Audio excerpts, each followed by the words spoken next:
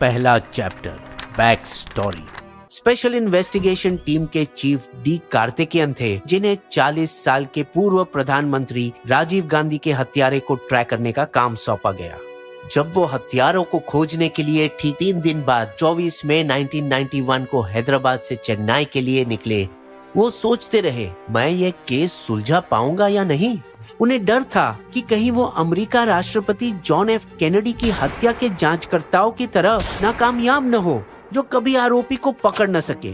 कार्तिकेयन जानते थे कि उनके सामने एक मुश्किल काम है। सैकड़ों लोगों से पूछताछ करनी होगी, हजारों पेज बारीकी से पढ़ने होंगे, कई वायरलेस ट्रांसमिशन सुनने पड़ेंगे और 400 घंटों से ज्यादा की वीडियो टेप फुटेज को देखना होगा। इसके अलावा परेशान करने वाले कई कॉलर्स होंगे जो बेमतलब जानकारी देकर सुर्खियों में आने की कोशिश करेंगे। इसीलिए बिना वक्त गवाए कार्तिकेयन हवाई अड्डे से सीधे क्राइम सीन पर पहुंचे और घड़ी भर में ही सफलता का सुराग भी मिला। जय हिंद सर, मुझे यह चिनॉन कैमरा विस्फोट साइट से मिला। रील डेवलप करो और क्या फोटो मिलते हैं वो दिखाओ और फोटोग्राफर को ढूंढो।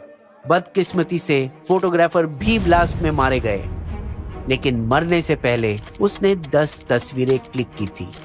फोटोग्राफर निकले चेन्नई के एक एस हरिबाबू, जो LTTE liberation tigers of Tamil इलम के समर्थक थे। श्रीलंका में एक विद्रोही तमिल समूह जो एक हिंसक लड़ाई छेड़ रहा था। 1980 के दशक में सिन्हाली सरकार के खिलाफ एक अलग देश तमिल इलम के लिए लड़ रहे थे। परिणामी कहर के कारण लंका के तमिल शरणार्थी भारत में आने लगे और आकर अपना संघर्ष भी साथ लाए।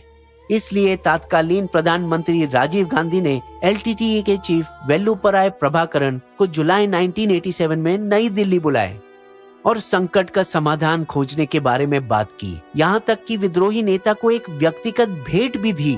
ये लो, मेरी बुलेट प्रूफ जैकेट पहन के सावधान रहो, मैं तमिलों के लिए शांति बना कर रहूंगा।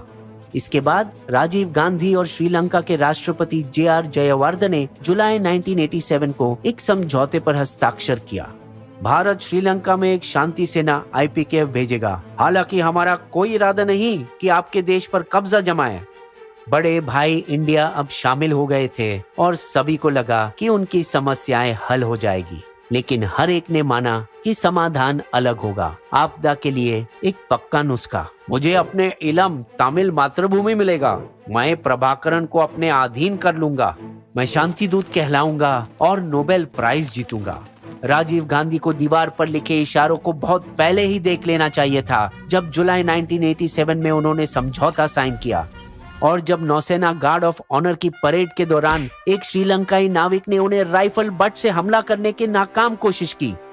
निश्चित रूप से IPKF मिशन फेल हो गया और LTTE भारत के खिलाफ हो मुड़ा, जब उसके हजारों कैडर शांति सेना के हाथों मारे गए।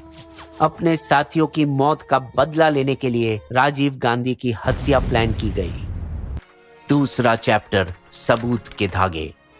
अभिनेता इफ्तिकार 1969 की हिंदी फिल्म इत्तेफाक में इंस्पेक्टर के किरदार में होने वाले कातिलों को चेतावनी दी। आप ये भूल गए कि कातिल हमेशा कत्ल का कोई न कोई सबूत छोड़ जाता है। और यही हुआ LTTE के साथ भी, जो नीति के अनुसार अपने सभी कार्यों को डॉक्यूमेंट करके रिकॉर्ड किया करते थे और इस हत्या को फिल्माने के लिए हरी बाबू को भेजा। हत्या के बाद सिक्योरिटी टाइट की गई और उसके 2 दिन बाद तमिलनाडु पुलिस एक युवक को बाइक फास्ट चलाते हुए वेदरानियम शहर के पास चेक पॉइंट पर रोका। अपने बोलने के तरीके से जब वो श्रीलंकाई तमिल पहचाना गया, उसे कड़ी पूछताछ की गई, जिसमें उन्होंने अपना LTTE के साथ सारे संबंध के बारे में बताया। मैं शंकर उर्फ कौनेश्वरम, और तस्वीर बताए जाने पर सब कुछ उगल डाला। कौन आदमी है ये? हमारा मिशन हेड शिवरासन। बताया कि इनके तहत एक 9 सदस्यों का टॉप सीक्रेट हत्या स्क्वाड जाफना से आया था, जिसमें थे 2 सुइसाइड बॉम्बर, एक वायरलेस ऑपरेटर, हवाला ऑपरेटर, ड्राइवर और इंटेलिजेंस एजेंट्स। मकसद राजीव गांधी की हत्या। उन्होंने इन्वेस्टिगेशन टीम को बताया कि कैसे जाने से पहले उन्हें एक चिट्ठी दी गई थी, ये लो और पहुंचते ही इस नंबर पर कॉल करो। फिर बताया कि कैसे वे सब 1 मई 1991 की रात तमिलनाडु के कुद्दिकराय तट पर पहुंचे थे और क्या हुआ जब वो उस नंबर पर डायल किया। नलिनी श्रीहरन एक भारतीय नागरिक ऑफिस में काम पर थी जब फोन बजा। हेलो। वो एलटीटी के एक सदस्य मुरुगन की प्रेमिका थी जिससे उन्होंने बाद में शादी भी की। मुरुगन को एलटीटी लीडर पोट्टू अमन ने भारत भेजा था एक खास काम के लिए, टारगेट जगह के अलग अलग एंगल से तस्वीरें बनाना और तस्वीरें और वीडियो लेना।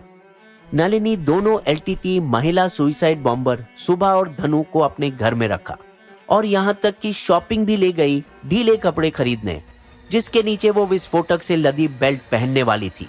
3 हफ्ते बाद 21 मई के दिन धनु अपनी सलवार कमीज के अंदर बम बेल्ट पहने हुए राजीव गांधी और खुद को सुइसाइड अटैक में मार डाली। हत्या के बाद हरि बाबू के एक समय के गुरु सुभाष सुंदरम उनके पिता को फोन करके सुरक्षा की चेतावनी दी। आपके बेटे के सभी लेटर को नष्ट कर दो। लेकिन उन्होंने बात सुनी नहीं, बल्कि एक दिन एसआईटी मुख्यालय में एक लिफाफा आया जिसके अंदर हरि बाबू के सभी दस्तावेज थे जो उन्होंने कमरे में रखे थे, जिसमें मुरुगन और नलिनी के भाई भाग्यनाथम के नाम और तस्वीर भी थे।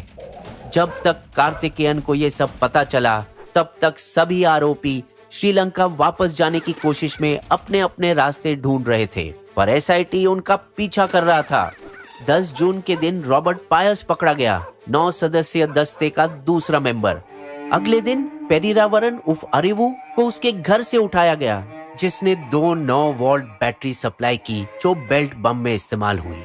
भाग्यनाथन और उनकी मां पद्मा भी उसी दिन गिरफ्तार किए गए, हरि बाबू परिवार के दिए गए डॉक्यूमेंट्स के बल पर, जिन्होंने और कई राज खोले, जिससे पता चला तस्कर एन शनमुगम का, जिनके आदमियों ने 1 मई को हिट स्क्वाड का समुद्र पार किया था।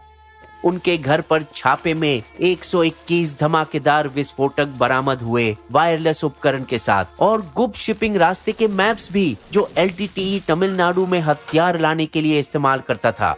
तमिलनाडु में आने के 1 हफ्ते बाद धनु और सुभा के लिखे 2 पत्र भी मिले, जिससे साफ जाहिर हुआ कि एलटीटीई का हाथ था इस ऑपरेशन में, जिसका मास्टरमाइंड और कोई नहीं बल्कि वही इंसान था, एलटीटीई सुप्रीमो वेल्लुपराय प्रभाकरन, जिसे राजीव गांधी ने खुद अपना बुलेट प्रूफ वेस्ट दिया था।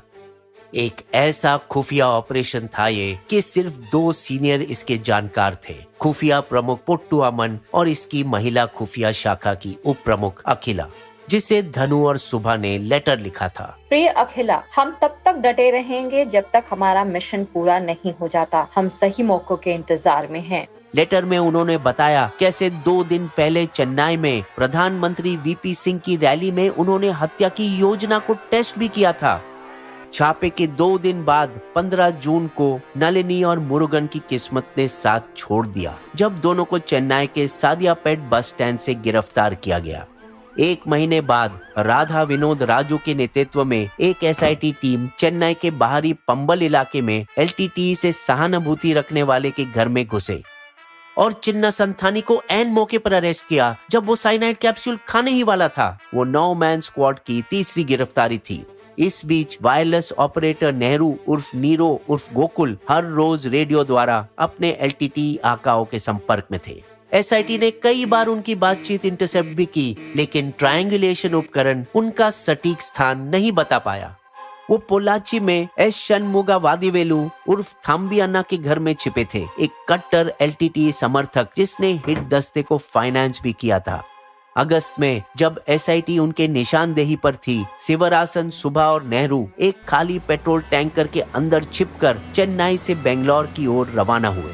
लेकिन एसआईटी टीम एक खबरी के टिप पर अगस्त 18 को उनके बेंगलोर हाइडआउट को घेर लिया। हमेशा तैयार इस अंजाम के लिए सब ने अपने अपने लॉकेट से जहर की गोली निकालकर उगल दी। जिंदा पकड़े जाने के बजाय खुदकुशी को अपनाया।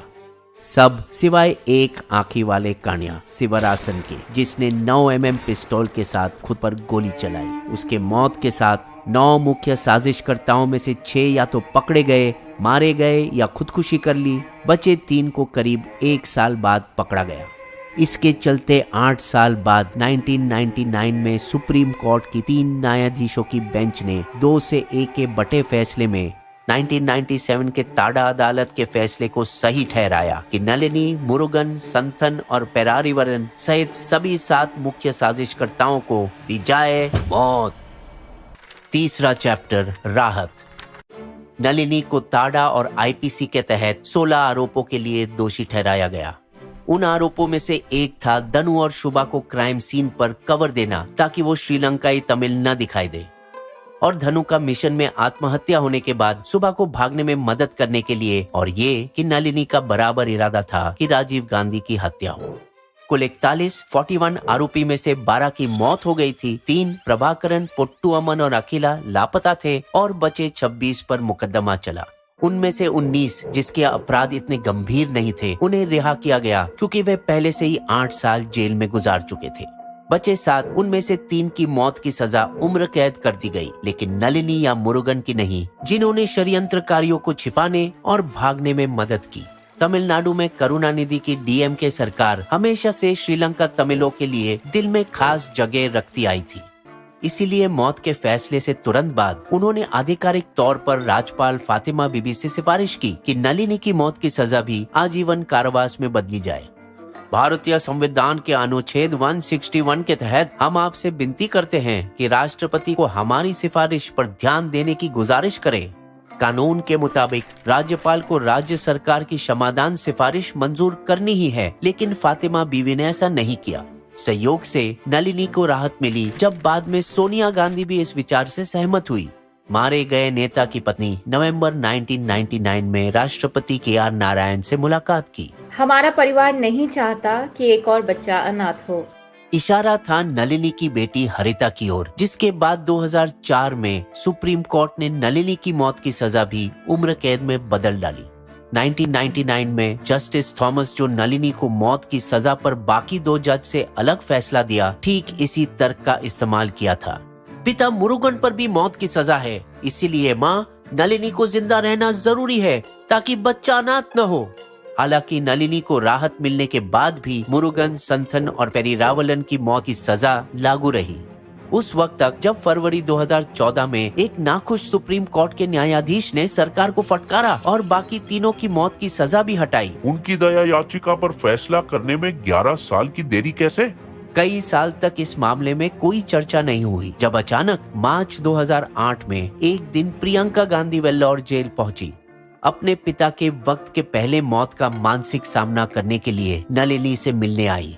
मेरे पिता की हत्या के बारे में बताओ। जैसे नलिनी खुद के दिल में पड़े बोझ को हल्का किया, प्रियंका हिचकी मार मार कर रोई। अब तमिलनाडु की दूसरी मुख्य पार्टी अन्नादमुक सितंबर 2018 में राज्यपाल का दरवाजा खटखटाया।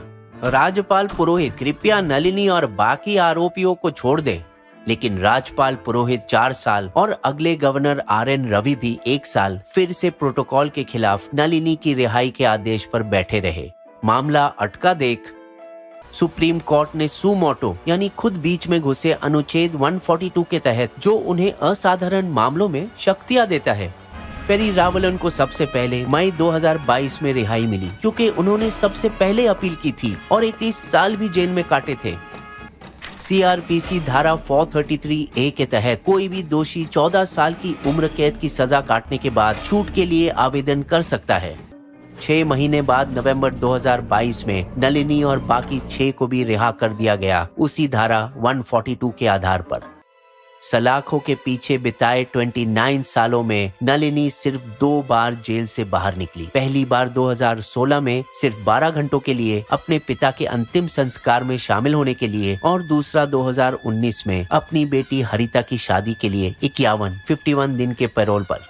हालांकि उनकी आत्मकथा पुस्तक राजीव हत्या, छिपे हुए राज और प्रियंका और नलिनी की भेंट में नलिनी ने दावा किया, मैं हत्या की साजिश से अनजान थी। उस वक्त मैं गर्भवती थी और अपने बच्चे का नाम सोच रही थी। इस दावे पर बहुत से लोग विश्वास नहीं कर पाते, बल्कि हैरान है कि कैसे आतंकवादी हरकत करने के बावजूद आरोपियों को माफ किया गया। चौथा चैप्टर, नतीजे। ये एक खतरनाक मिसाल है आतंकवादियों को माफ करने का। भारत संघ से मशवरा नहीं लिया गया। मोदी की बीजेपी सरकार को भी ये फैसला पसंद नहीं आया। हमने एक रिव्यू पिटीशन फाइल किया है। कांग्रेस भी गांधी परिवार के विचार से खुद को अलग करके एक समीक्षा याचिका दायर करेगी। राजीव गांधी सिर्फ राहुल और प्रियंका गांधी के पिता या सोनिया गांधी के पति नहीं थे, वो देश के निर्वाचित प्रधानमंत्री थे। हालांकि क्षमादान का पावर राष्ट्रपतियों ने कई बार इस्तेमाल किया है। 2000 में गोविंदा स्वामी को क्षमा देकर, जिसने 1984 में अपने रिश्तेदारों को नींद में मारा था। शोभित चम्मार को 1988 में, जिसने अपने उच्च जाति जमींदार परिवार के 6 सदस्यों की हत्या की, उनके बच्चों की भी। धर्मेंद्र सिंह और नरेंद्र सिंह यादव को 1997 में, जिन्होंने 3 साल पहले एक परिवार के 5 लोगों की जान ली, जिसमें एक 15 साल की लड़की भी थी, जिसका कुछ दिन पहले उन्होंने बलात्कार करने की कोशिश भी की। यूपीए 2 के वक्त राष्ट्रपति प्रतिभा पाटिल रिकॉर्ड 30 लोगों को माफी दी, जिनमें से 22 क्रूर अपराध किए थे। वहीं प्रणब मुखर्जी सबसे ज्यादा 30 मामलों को खारिज किया, लेकिन किसी ने किसी भी आतंकवादी को माफ नहीं किया। न तो 2003 के संसद हमलावर अफजल गुरु की दया याचिका, न ही अजमल कसब नवंबर 2008 मुंबई हमलावर की दलील, और न ही याकूब मेमन मुंबई धमाकों के लिए जिम्मेदार के परिवार का सदस्य। क्षमादान का पावर अन्य राष्ट्रीय अध्यक्षों के पास भी है। अमेरिका राष्ट्रपति डोनाल्ड ट्रंप अपने 4 सालों में 143 को माफ किया, जबकि ओबामा अपने 2 कार्यकालों के दौरान 36,000 अनुरोधों में से 153 की मौत को उम्र कैद में बदला और 78 को माफी दी। 2 हत्यारों के आरोपी चार्ल्स सोबराज हाल ही में नेपाल में रिहा हुए। 19 साल जेल में बिताने के बाद उनके लाइफ पर आधारित हमारे वीडियो का इंतजार करें, पर फ्रांसीसी नागरिक होने के नाते उन्हें नेपाल छोड़ना पड़ा। वैसे ही मुरुगन और बाकी श्रीलंकाई नागरिक निर्वासन का इंतजार करने के लिए तिरुचिरापल्ली में एक खास रेफ्यूजी कैंप में भेजे गए हैं।